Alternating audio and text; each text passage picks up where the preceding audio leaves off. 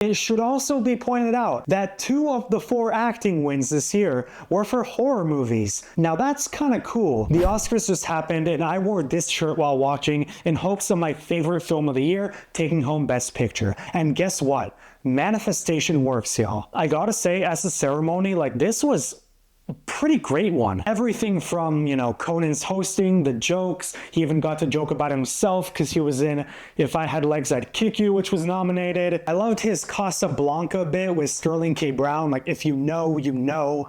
And his opening segment with him dressing up as Aunt Gladys and running through all the different movies. The performance of I Lied to You from Sinners was beautiful. The Huntrix did a great job with Golden. On the other side, there was a really beautifully done in memoriam section with a really moving tribute to Rob Reiner with all the stars of his best known films standing together on stage honoring him, as well as some other stars like Robert Redford, Diane Keaton, and Catherine O'Hara, who passed away this last year, being honored. One battle after another won 6, including Best Picture and Director. Sinners won 4. There were some firsts this year, including the first Oscar for Best Casting, and very notably Autumn Durald Arkapaw becoming the first woman and first black person to win the Oscar for Best Cinematography, something many people have been waiting for a long time. It should also be pointed out that 2 of the 4 acting wins this year were for horror movies. Now that's kind of cool. Jessie Buckley gave a wonderful speech as always. Sean Penn gave a terrific speech when he won Best Supporting Actor.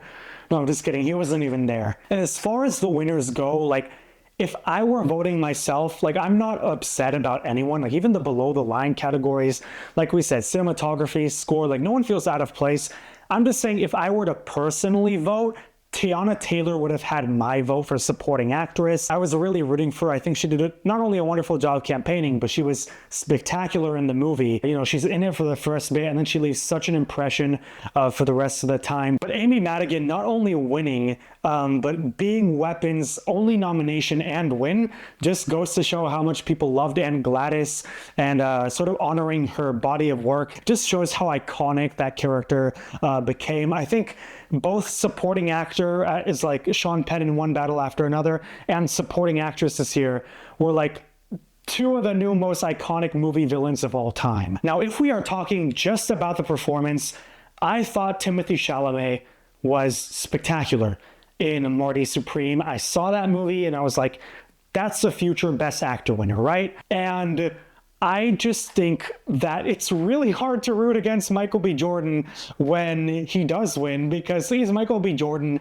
and that applause he got and like all the love and celebration that he's been getting this award season is like something I haven't seen in a while. So I'm not rooting against like such a momentous moment happening. It was beautiful to see, but like I'm just talking solely about who would have my vote from the performance standpoint. Now, to those of you saying that Timothée Chalamet lost an Oscar because he made some dumb comments about opera and ballet, I'm sorry, I think you guys are just looking for drama where it's not there. I think the votes were like pretty much done by then, and I think it's more of just a testament to the fact that Sinners was so beloved and had so much more admiration across the Academy than Marty Supreme did. So I think that's more what it was, is Michael B. Jordan doing an amazing job campaigning and Sinners continuing to stay this powerhouse in the culture. As for One Battle After Another, that movie had the most wins. It had the big wins. I'm very happy because that was the movie I loved the most this year. It feels like a long overdue moment for Paul Thomas Anderson. You guys don't understand. Not many filmmakers have 14 nominations, and especially not many only win on their 12th, 13th, and 14th. Like Paul Thomas Anderson got to 11 nominations with 0 wins, and he's been one of the most iconic filmmakers of the last 30 years. And for him to get this moment now with what many are saying is one of, if not his best film, I think feels really fitting. The fact that leading up to this Oscars night, people were debating, should it be Sinners, should it be One Battle? Like the fact that it came down to those 2 movies just means that no matter how the night was probably gonna go, movie fans were gearing up for like one of their favorite movies becoming a Best Picture winner. Let's not take away from the fact that yes, One Battle After Another was the most admired film by the Academy this year, and the film and Paul Thomas Anderson deserve that.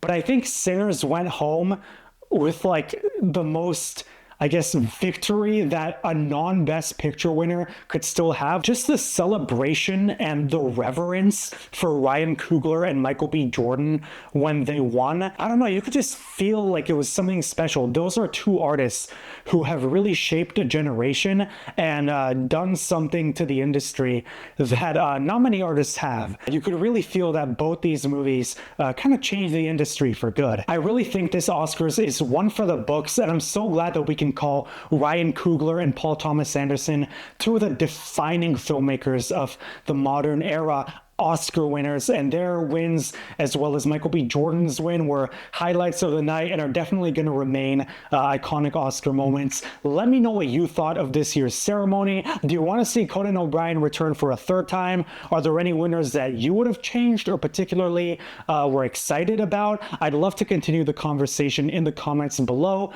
Be sure to hit those like and subscribe buttons, and as always, stay tuned for more here on the channel.